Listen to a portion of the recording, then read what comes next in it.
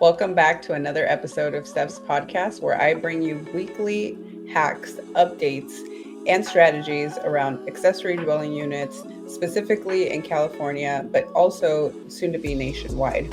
I bring different guests who are implementing the ADU strategy, any real estate hacks, midterm rental, multifamily. Those are sort of the topics that you should expect week by week. And if this sounds like you may be a good fit to be on my podcast, maybe you're in this realm of ADUs, feel free to reach out to me. And I look forward to having you on the episode. Enjoy this one, and I'll see you on the next one. Hi, everyone. Welcome to episode 73. This is Steph's podcast. And as you guys know, every single week I'm bringing different guests who will be talking about all things real estate, but specifically ADUs, right? And that's sort of the theme here on this episode. We're going to be talking about ADUs in Massachusetts. And I have a very special guest with me. His name is David Hill. I met him on Clubhouse, and we're now ADU buddies, it seems like. So I'm going to give you guys a quick bio on David and then hand it off to him to get to know more about what's happening in Massachusetts and ADUs. So David Hill is a seasoned expert with over 36 years of experience in marketing, sales training, and coaching.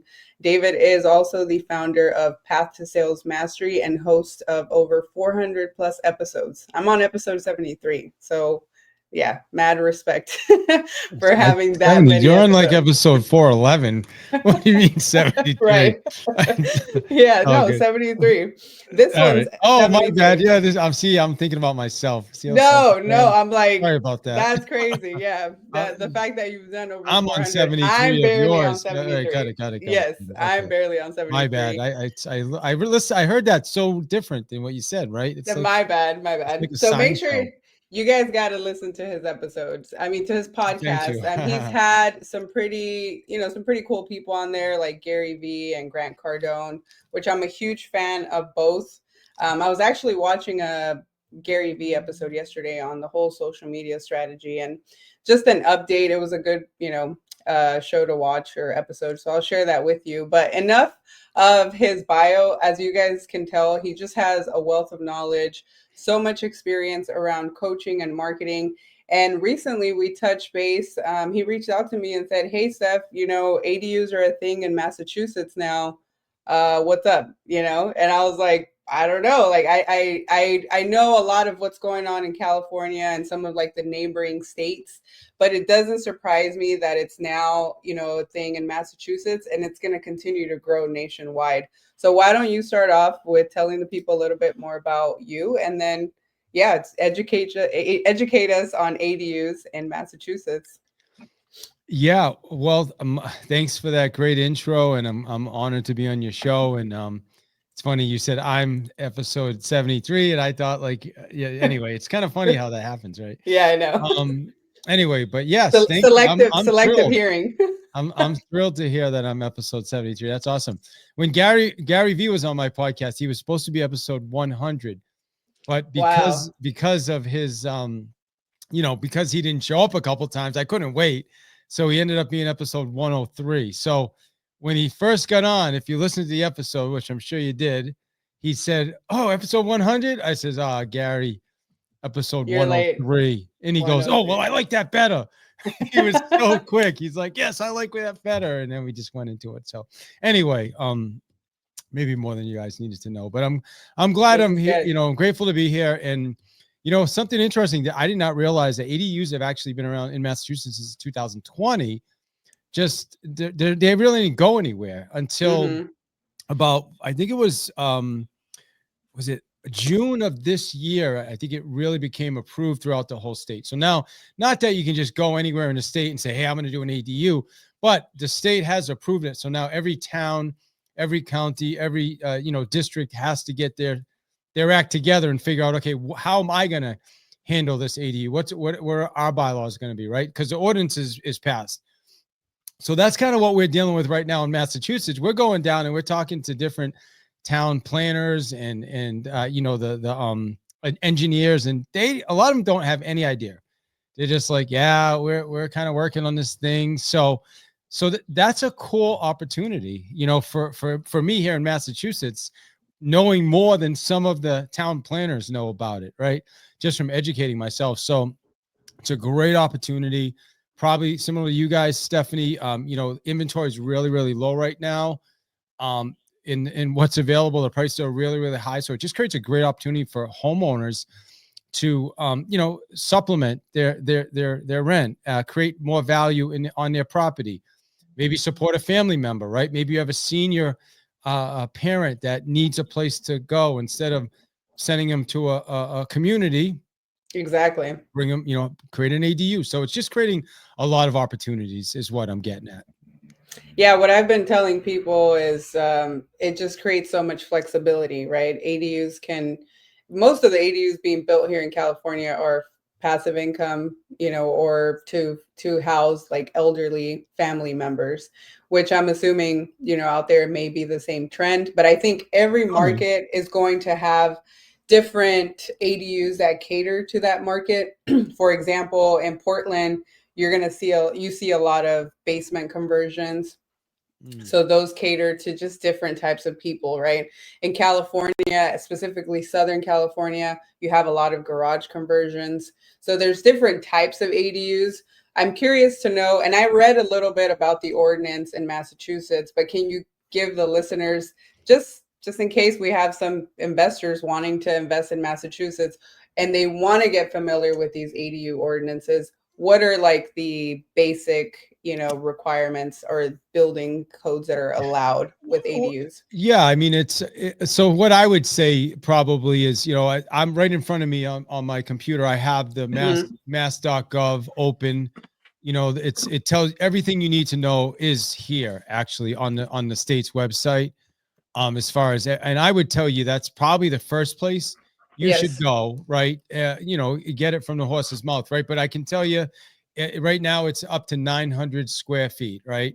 The challenge you could have, though, again, in Massachusetts, is every township, right, it has their own version of what they're going to allow, right? So I think you really need to go down and talk to your town planner or your town engineer or whoever it is that, planning, and say, hey, I'm looking to do an ADU. And someone like I said, we're doing one right now in Auburn, Massachusetts, and they kind of got their stuff together. They know what an ADU is. We're going through a stage, a process right now. We have a non-conforming lot, and for a non-conforming lot, the ADU is perfect because we couldn't put a full huge house on this lot. So it actually works. And here's the cool thing about that is it helps a seller, get value out of a lot that typically couldn't get anything from. It helps a buyer now get into a property that's affordable, and it helps the town now with additional revenue, right? From taxes and all that. So it's actually a win for everybody. For everyone. It creates a lot more inventory. It creates a lot of affordability. I mean, at least for us in high dense areas like LA, San Diego, San Francisco, believe it or not, I did a post the other day because a lot of people have questions. Here in California, you can build up to 1,200 square feet, but which could be a 3-bedroom, 2-bath in many cases. But most people aren't building that big. They're building in the backyard. They're starting off with a garage. Usually a garage is 400 to 500 square feet. And those actually tend to do a lot better because you've got a lot of millennials who rather live in downtown LA and will pay a premium or will pay just to be able to stay in the city and not have to go out to the valley and drive out an hour and a half, right? And so one of the things that we were talking about here with some of the projects is creating some privacy and some yard space just as amenities, because you're taking away parking, so now you have to substitute it with other amenities. But nonetheless, people will pay for it. And the smaller units is what I was getting at. These smaller units actually produce pretty well. Like vacancy rates are low. The payers, renters are paying, whether it's midterm or long term, which are the main strategies that are being used right now. Short term rental, it's a little gray because many cities are banning it, one, and two, you're technically not supposed to STR your ADU, right? But to your point, it creates flexibility, and that's why I'm a huge advocate about it. It really creates flexibility for your investors, and it just helps overall, like, the entire community. And I see it becoming a big thing. So my question to you is, what are you going to focus on? I know you'll probably do a lot of advocacy with the cities. I'm actually doing that right now, believe it or not. But what we're working on is AB 1033, which is condoizing and selling off your ADU. So right now, a lot of the cities don't really know that. There's only one city called San Jose, which has opted in to allow condoizations of ADUs. So now I'm like emailing and calling each city independently and letting them know that, hey, if you guys opt into this, now we can sell it. Now we are really creating a lot of more inventory for, even like these first time buyers who can't afford to tap into these high market areas. Yeah. So, yeah, I'm sure I dropped in a lot there. We're a little bit more advanced, I'd say, in that process. But I think understanding the code is number one. We have what's called an HCD handbook, and that's sort of like the Bible of ADUs, right? And so when we're communicating with the cities, we reference that HCD handbook all day long. So what I'm seeing with you guys in Massachusetts, it's like Massachusetts as a state said, you guys can build, but now go figure it out on your own type of thing, right? And each city work independently. But I think if people like you started doing meetups, hyper local meetups, creating more awareness around the strategy, and getting city people involved and helping them understand why this is important, why they should streamline it and allow for more ADUs to be built, that would be a game changer. And you asked me one thing when when I was on your podcast was you're thinking of like niching down into it. I think any savvy realtor right now, in your market, especially anywhere where ADUs are becoming a thing, you should probably start gearing towards becoming like that ADU advocate or ADU strategist in your hyper local market, because these things are going to become nationwide, right? If we're so behind on build, the only way to really get to a certain amount of units in these next couple of years is by creating inventory in existing lots, right? Because we just don't have more space. At least here we don't. It's like there isn't any more space and there isn't any more land. So people have to get creative with what there is. Yeah. So a couple questions for you though. So what is, you said you email or call the city. Who are you calling or emailing when you approach Typically, the city? it's planning. Okay. Yes, planning. Similar to us. Yeah. Okay. Yeah. And sometimes, I've been able to build relationships with certain people in certain cities. So I'll just like reach out to them first and see who's point of contact, who's in charge of planning really before you get to building and safety. Sure. Yeah. And then what about this HDC handbook? What is that?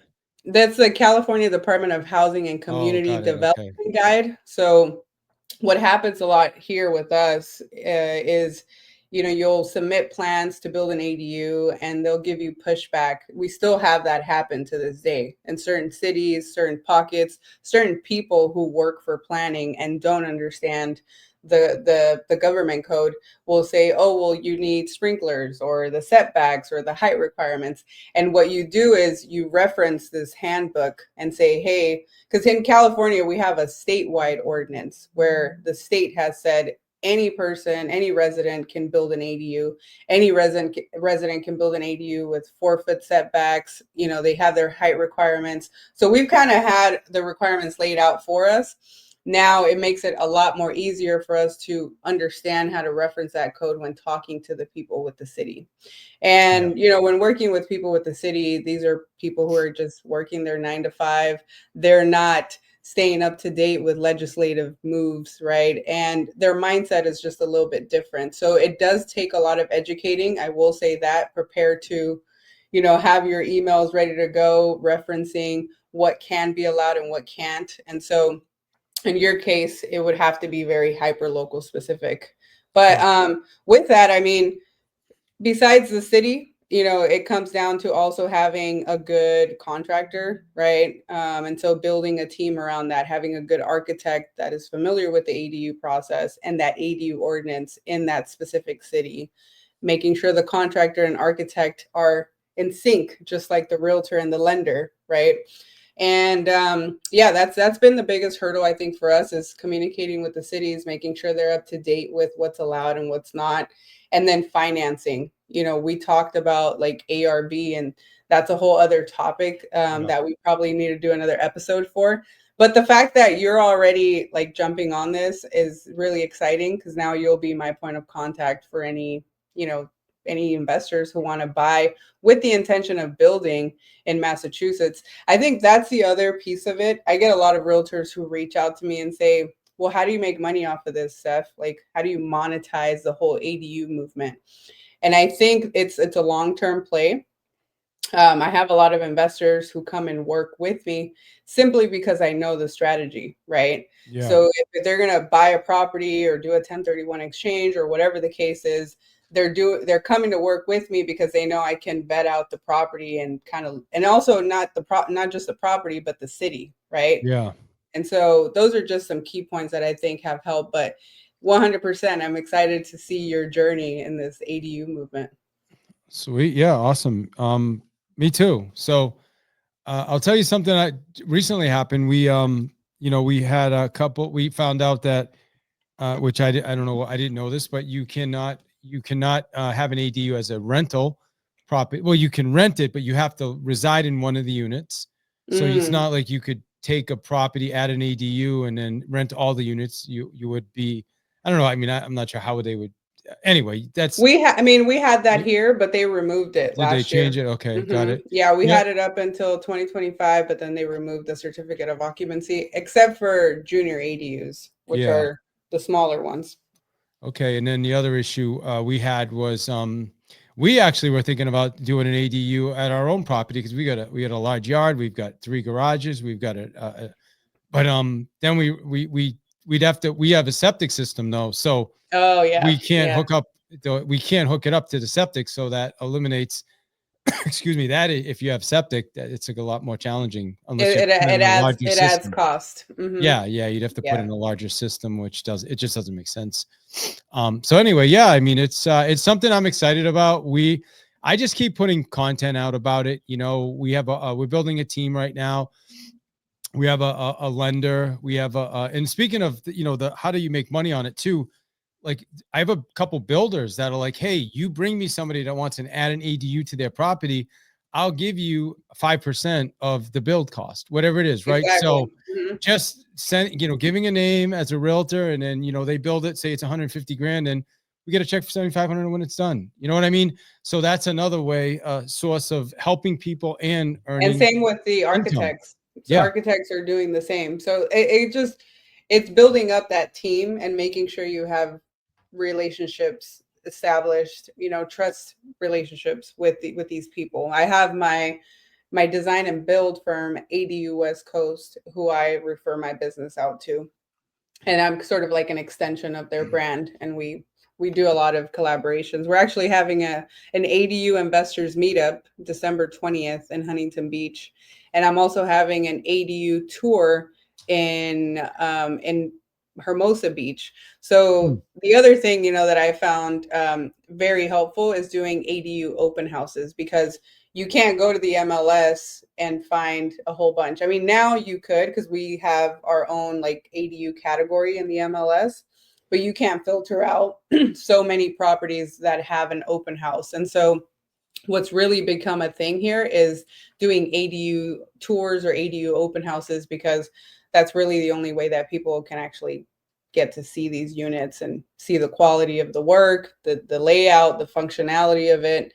And that's another way, to convert as well, just like you would for just a regular open house. So, you gave me a great idea on the meetups. I think one of my partners is they own a big mortgage company. They got a lot of space. So why not do a meetup at his in his conference room or at his mortgage company?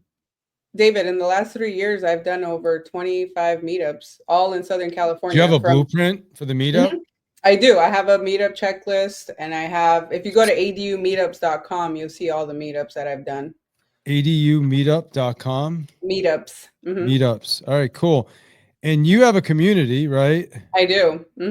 Yeah. And what? And I have a course which I'm going to gift you actually, Oh, wow. so that you can share it with other hyperlocal realtors. So my course is very general.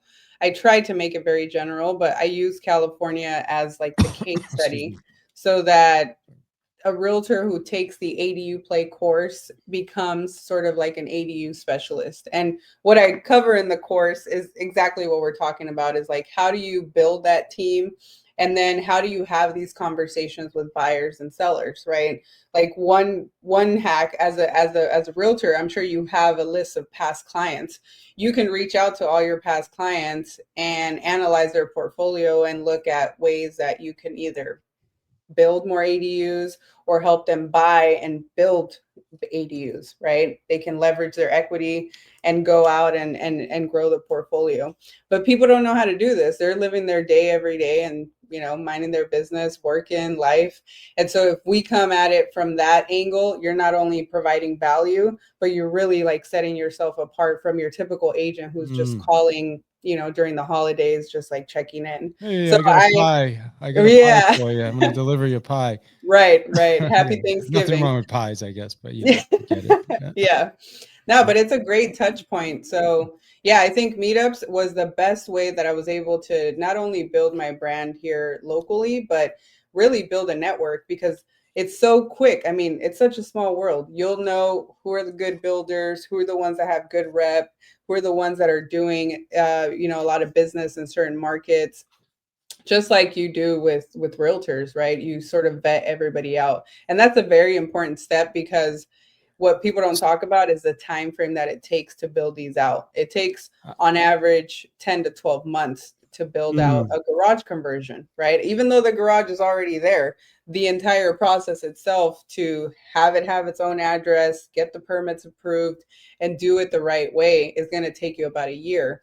And so a lot of people don't think about these things. Like, you're going to be married to this contractor for a year, and whoever you refer is an extension of your brand. That's right. Especially for your clients. But I'm sure you have all that handled. So, I mean, I'd love to even attend some of those events next year and maybe take a trip out there and Oh collaborate man, with that would be you. amazing. That would be awesome.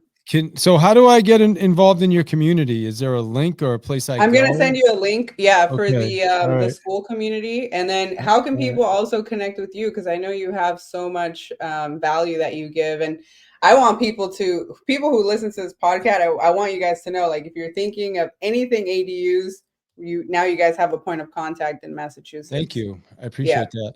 Yeah, and I'll teach you how to go out there. Like I'm the author of a couple books. It's a sales playbook, and I'll teach you how to go out there and find these ADUs and connect with sellers and have the right conversations and follow up. Ultimately, that's what I'm doing right now, Okay. finding opportunities. So the best way to get me is davidhill.ai, because everything's there. If you go to davidhill.ai, you'll see you can get my book. You can schedule a call with me. You can go to my real estate website, which is Central Mass Homes. Everything's right there. So I think that, Stephanie, that's probably the easiest way. The And I, easiest way. and I look forward to getting in your community. And yeah, I want to keep collaborating on these ADUs. And I want to have you. A friend of mine has a radio show, a local radio show that streams on all the radio, and they're having me on every third Thursday of the month. I want you to come on with me one of the third Thursdays and talk about ADUs. Let's do it. Yeah, I think definitely. I think that would be awesome. Yep, I love it. And, you know, I'm going to be one of the instructors for the ADU Academy in San Diego in March. And I was telling the Cole Peterson, who runs the academy, I was telling him about how ADUs are now a thing in Massachusetts. So maybe at some point we can also take it out there. He just did one in Seattle, did another one. He's originally from Portland, Oregon, which is where ADUs really started becoming a thing. I didn't know that. So we may make our way out there, you know, and Yeah. eventually Well, collaborate. So I think there's a lot of collaborations that are going to happen, because now we're in the same realm, you know, of ADUs. And I'll definitely hook you up with the course, because I want to get your feedback on it. I am updating it right now because there was about 12 different bills that passed this year. So a lot of exciting changes happening, but I think soon it'll be in every state, hopefully. So yeah, awesome. Awesome. Well, make sure you guys reach out to David. David, I appreciate your time. I know that there was a lot going on in us trying to get it to really happen. So I appreciate your time, and we'll be in touch. Thank you so much. Thanks for having Thank me you. on. Appreciate it. I hope you enjoyed the show. Please make sure to like and subscribe on YouTube. If you're listening on Buzzsprout, Apple, Spotify, I really appreciate any feedback. If there's any specific topics you'd like me to touch on or have a guest speak on, please feel free to reach out. You can go to stephsellsadu.com. And that's it for now. Thank you guys for watching and listening.